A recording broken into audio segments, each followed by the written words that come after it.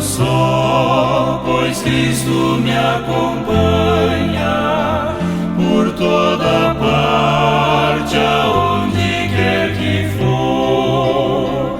Meu coração se alegra em sua graça, e quantos queiram fluem em seu amor. Não ando só, Jesus ao lado tenho, e nele achei amigos sem igual. De tal amigo apoio e guia obtenho. Não ando só, pois ele me é leal.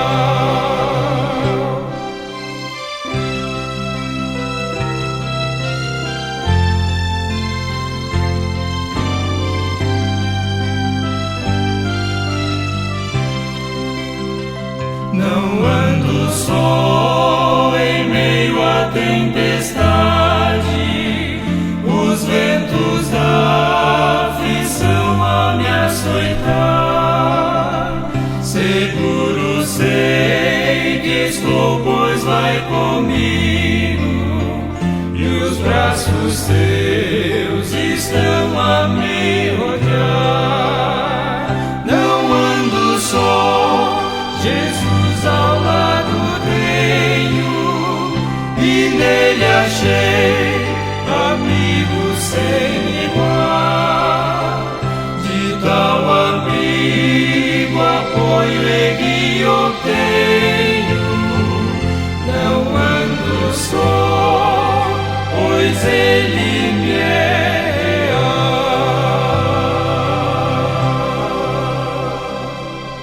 A Voz da Verdade Presente. Este espaço é uma oportunidade para juntos dedicarmos nossos pensamentos em Deus e na sua palavra escrita, a Bíblia Sagrada. O tema para hoje é uma lição da vida de Moisés. Considerai a experiência de Moisés. A educação que recebera no Egito, como neto do rei e futuro herdeiro do trono, era esmerada. Nada se omitiu do que se imaginava poder fazê-lo um sábio, segundo a maneira pela qual os egípcios entendiam a sabedoria. Recebeu a mais elevada educação civil e militar.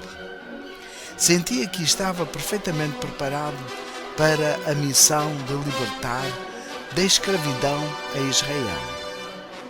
Mas Deus julgou de outra maneira. Sua providência destinou a Moisés 40 anos de experiência no deserto, como pastor de ovelhas. A educação que Moisés recebera no Egito foi-lhe de grande auxílio sob muitos pontos de vista. Mas a preparação mais valiosa para o trabalho de sua vida foi a que recebeu quando empregado como pastor. Moisés tinha por natureza um espírito impetuoso. No Egito, como bem-sucedido chefe militar e favorecido do rei e da nação, estava acostumado a receber louvor e adulação. Tinha atraído o povo para si e esperava realizar, por suas próprias forças, a obra da libertação de Israel. Mas muito diferentes eram as lições que, como representante de Deus, devia receber. Conduzindo seus rebanhos pelas montanhas selvagens e pelos verdes pastos dos vales, aprendeu a fé, a mansidão, a paciência, a humildade e a abnegação. Aprendeu a cuidar dos fracos, tratar dos doentes, procurar os transviados, suportar os turbulentos, vigiar os cordeiros e alimentar os velhos e débeis. Nessa obra, Moisés era atraído para mais perto de Jesus, o bom pastor. Tornava-se intimamente unido ao Santo de Israel. Não projetou mais fazer uma grande obra. Procurava fielmente cumprir, como sob o olhar de Deus, a obra a ele confiada. Via a presença de Deus em tudo que o rodeava. A natureza inteira lhe falava do ser invisível. Reconhecia-o como Deus pessoal e, meditando sobre o seu caráter, compenetrava-se mais e mais do sentimento de sua presença. Encontrava refúgio nos braços eternos. Após essa experiência, Moisés ouviu a ordem do céu para trocar o cajado de pastor pela vara da autoridade, deixar o rebanho de ovelhas e encarregar-se da condução de Israel. O divino mandato encontrou-o desconfiado de si próprio, tardo na fala e tímido. Estava estupefacto pelo sentimento da sua inaptidão para ser o porta-voz de Deus, mas aceitou essa obra, depondo inteira confiança no Senhor. A grandeza dessa missão pôs em exercício as mais altas faculdades de seu espírito. Deus abençoou a sua pronta obediência e Moisés tornou-se eloquente e esperançoso e de espírito equilibrado, preparado para a maior obra jamais confiada aos homens. Dele foi escrito: e nunca mais se levantou em Israel profeta algum como Moisés, a quem o Senhor conhecera face a face. Deuteronômio 34, verso 10. Moisés foi precipitado em matar um egípcio. Supunha que o povo de Israel entenderia que uma providência especial de Deus o suscitara para livrá-los. Entretanto, Deus não pretendia libertar os filhos de Israel pela força, como Moisés pensava, mas pelo seu próprio grande poder, para que a glória fosse atribuída a Deus somente. Deus rejeitou o ato de Moisés em matar o egípcio para efetuar seu propósito. Tinha, em sua providência, introduzido Moisés na família real do Egito, onde recebera uma esmerada educação. Contudo, não estava preparado para que Deus lhe confiasse a grande obra para a qual o suscitara. Moisés não podia deixar imediatamente a corte do rei e os privilégios que lhe eram garantidos como neto do rei para realizar o trabalho especial de Deus. Tinha primeiro que encontrar tempo para obter experiência e ser educado na escola da adversidade e da pobreza. Enquanto vivia em seu retiro, o Senhor enviou seus anjos para instruí-lo, especialmente com relação ao futuro. Aqui ele aprendeu mais plenamente a grande lição do domínio próprio e da humildade. Guardava o rebanho de Jetro e, enquanto cumpria sua humilde tarefa como pastor, Deus o estava preparando para se tornar o pastor espiritual de suas ovelhas, o seu povo de Israel. Quando Moisés conduziu o rebanho para o deserto e chegou ao monte de Deus, ao Horebe, apareceu-lhe o anjo do Senhor em uma chama de fogo do meio de uma sarça. Êxodo capítulo 3, verso 2. E disse o Senhor: tenho visto atentamente a aflição do meu povo, que está no Egito, e tenho ouvido o seu clamor por causa dos seus exatores, porque conheci as suas dores. Portanto, desci para livrá-lo da mão dos egípcios e para fazê-lo subir daquela terra a uma terra boa e larga, a uma terra que mana leite e mel. Eis que o clamor dos filhos de Israel chegou a mim, e também tenho visto a opressão com que os egípcios os oprimem. Vem agora, pois, e eu te enviarei a Faraó, para que tires o meu povo, os filhos de Israel, do Egito. Êxodo capítulo 3, versos 7 a 10. Chegara o tempo em que Deus queria que Moisés trocasse o cajado de pastor pela vara de Deus, a qual ele tornaria poderosa em realizar sinais e maravilhas, livrando o seu povo da opressão e guardando-o quando perseguido por seus inimigos. Moisés concordou em realizar esta missão. Primeiramente, visitou o sogro e obteve sua licença para ele e a família voltarem ao Egito. Não se atreveu a contar a Jetro sua mensagem para Faraó, temendo que ele relutasse em deixar sua esposa e filhos, o acompanharem em tão perigosa missão. O Senhor fortaleceu e removeu seus temores, dizendo: volta para o Egito, porque todos os que buscavam a tua alma morreram. Êxodo capítulo 4, verso 19. O poder de Deus revelado.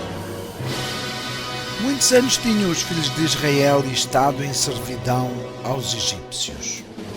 Apenas umas poucas famílias haviam descido ao Egito, porém tinham-se tornado numa grande multidão, sendo circundados pela idolatria.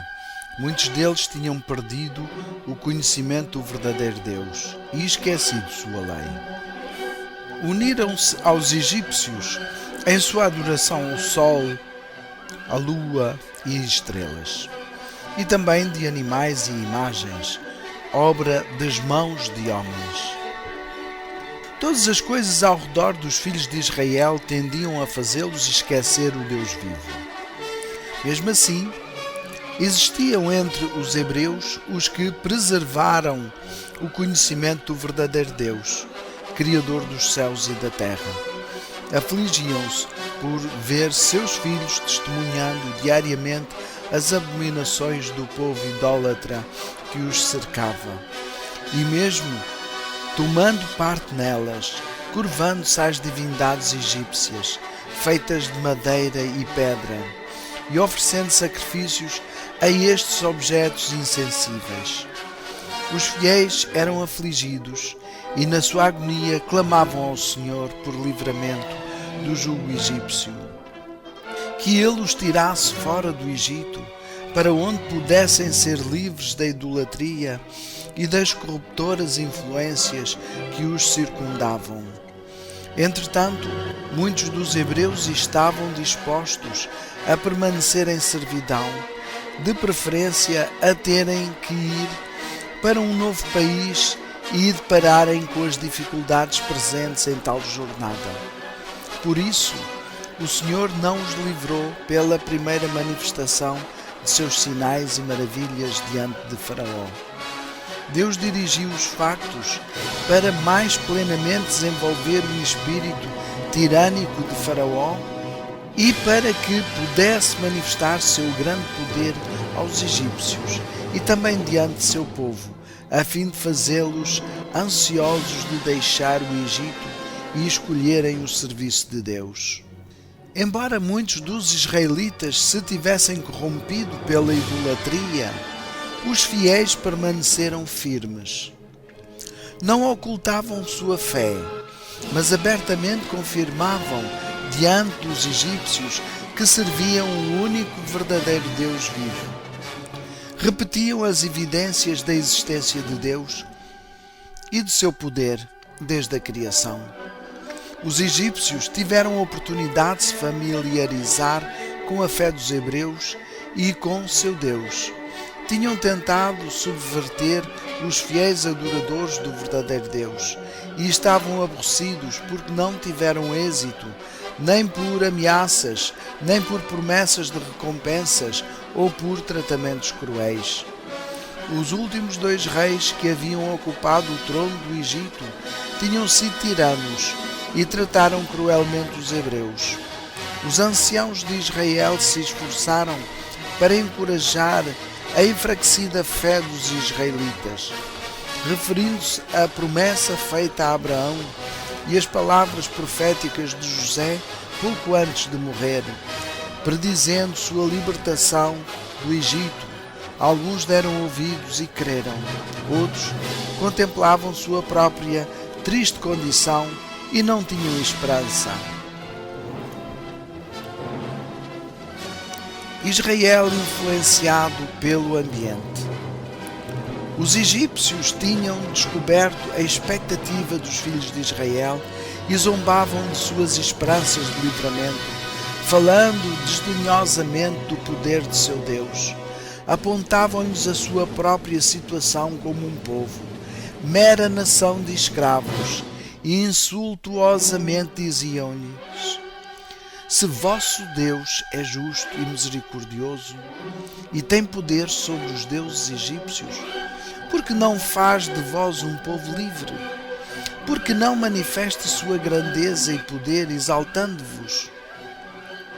Os egípcios, então, chamavam a atenção dos israelitas para o seu próprio povo, que adorava deuses de sua própria escolha, os quais os israelitas denominavam falsos deuses. Exultavam ao dizer que seus deuses tinham-nos prosperado, dando-lhes alimento, vestuário e grandes riquezas, e que seus deuses também tinham dado os israelitas nas suas mãos para servi-los, e que tinham poder para os oprimir e destruir, a fim de que não fossem um povo. Escarneciam da ideia de que os hebreus seriam libertados da escravidão. Faraó jactava-se de que gostaria de ver Deus livrá-los de suas mãos.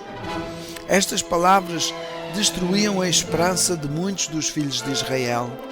Parecia-lhes que tudo era mesmo como o rei e seus conselheiros tinham dito. Sabiam que eram tratados como escravos e que deviam suportar o grau de opressão que seus feitores e administradores lhes impunham. Seus meninos tinham sido caçados e mortos. Sua própria vida era um fardo e eles estavam crendo no Deus do céu e adorando-o. Contrastavam então sua condição com a dos egípcios. Estes não criam absolutamente num Deus vivo que tivesse poder para salvar ou destruir. Alguns deles adoravam ídolos, imagens de madeira e pedra, enquanto outros preferiam adorar o sol, a lua e as estrelas, e mesmo assim prosperavam e enriqueciam. Alguns dos hebreus raciocinavam que se Deus estivesse acima de todos os deuses, não os deixaria como escravos numa nação idólatra.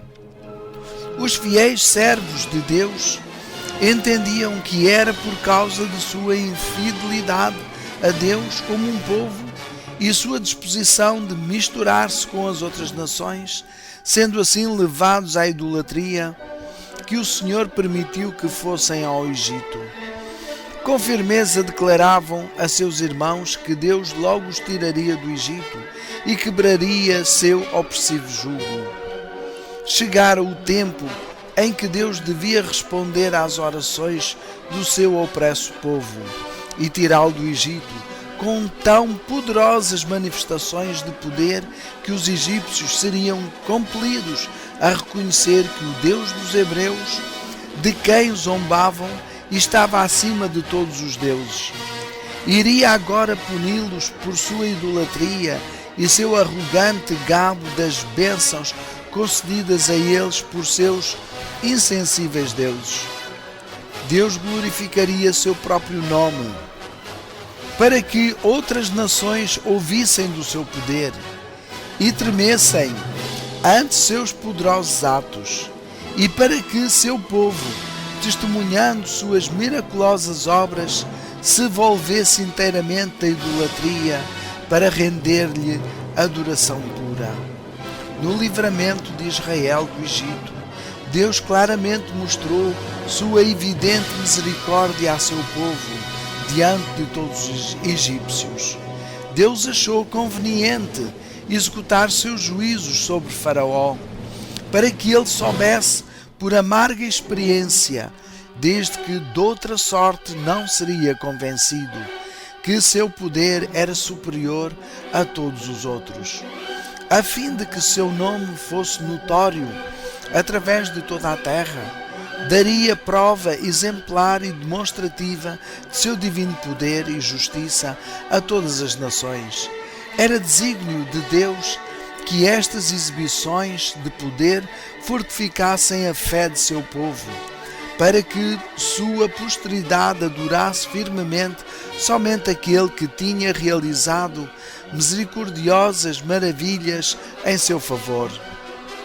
Moisés declarou a Faraó, depois que este exigiu que o povo fizesse tijolos sem palha, que Deus, a quem ele pretendia não conhecer, forçá-lo-ia a render-se a seus reclamos e reconhecer sua autoridade como supremo soberano. Moisés foi maior que qualquer que haja vivido antes dele. Foi altamente honrado por Deus, tendo tido o privilégio de falar com o Senhor face a face, como um homem fala a seu amigo. Foi-lhe permitido ver a luz resplandecente e a excelente glória que rodeava o Pai. O Senhor, por meio de Moisés, libertou os filhos de Israel do cativeiro egípcio. Moisés foi um mediador para seu povo, ficando muitas vezes entre eles e a ira de Deus. Quando a ira do Senhor se acendeu contra Israel pela sua incredulidade, suas murmurações e seus ofensivos pecados, o amor de Moisés por eles foi provado. Deus se propusera a destruí-los e fazer dele uma poderosa nação. Moisés mostrou seu amor para com Israel por meio do fervoroso rogo que fez em favor deles. Em angústia, orou a Deus para que desviasse sua ardente ira e perdoasse a Israel, ou apagasse seu nome do livro da vida. Moisés passou pela morte, mas Cristo desceu e lhe deu vida antes que seu corpo visse a corrupção. Satanás procurou reter o corpo, pretendendo-o como seu, mas Miguel, que é Cristo, ressuscitou Moisés e levou-o ao céu. Satanás maldisse amargamente a Deus, acusando-o de injusto por permitir que sua presa lhe fosse tirada. Cristo, porém, não repreendeu o seu adversário, embora fosse por sua tentação que o servo de Deus houvesse caído. Mansamente remeteu a seu pai, dizendo: "O Senhor te repreenda." São Judas, versículo 9. Jesus tinha dito a seus discípulos que alguns haviam com ele que não provariam a morte antes que vissem o reino de Deus vir com poder. Na transformação, essa promessa se cumpriu. Transformou-se ali o rosto de Jesus e resplandeceu como o sol. Suas vestes se tornaram brancas e luzentes.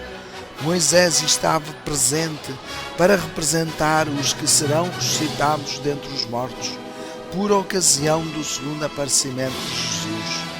E Elias, que fora transladado sem ver a morte, representava os que serão transformados à imortalidade por ocasião da segunda vinda de Cristo e transladados para o céu sem ver a morte. Os discípulos contemplaram com temor e espanto a excelente majestade de Jesus e a nuvem que os cobriu, e ouviram a voz de Deus com terrível majestade, dizendo: "Este é o meu Filho amado, a ele ouvi." São Lucas capítulo 9, verso 35. Prezado ouvinte, é tempo de tomares uma decisão diante de Deus, sem precipitações nem exageros. Ajoelha-te aos pés da tua cama e ora a Deus que te ilumine o caminho que deves trilhar, e o Espírito Santo te conduzirá à verdade do puro Evangelho. Esta mensagem é uma oferta da Igreja Adventista do Sétimo Dia, Movimento de Reforma. Convidamos o prezado ouvinte a fazer um curso bíblico gratuito por correspondência, em 10 lições simples. Basta que nos escrevas a solicitá-lo. O nosso endereço é o seguinte: A Verdade Presente, curso bíblico A Verdade para Hoje, apartado 2400, 1109 001, Lisboa. Repetimos: A Verdade Presente, curso bíblico A Verdade para Hoje, apartado 2400, 1109 001, Lisboa. Se quiseres algum esclarecimento verbal, telefona para 93 8548 359. Repito: 93 8548 359. Este programa está no ar às segundas, quartas e sextas-feiras, entre as 17h30 e as 18h. Um abraço para todos os nossos ouvintes, com o desejo de que Deus derrame suas bênçãos sobre todos. E até ao próximo programa.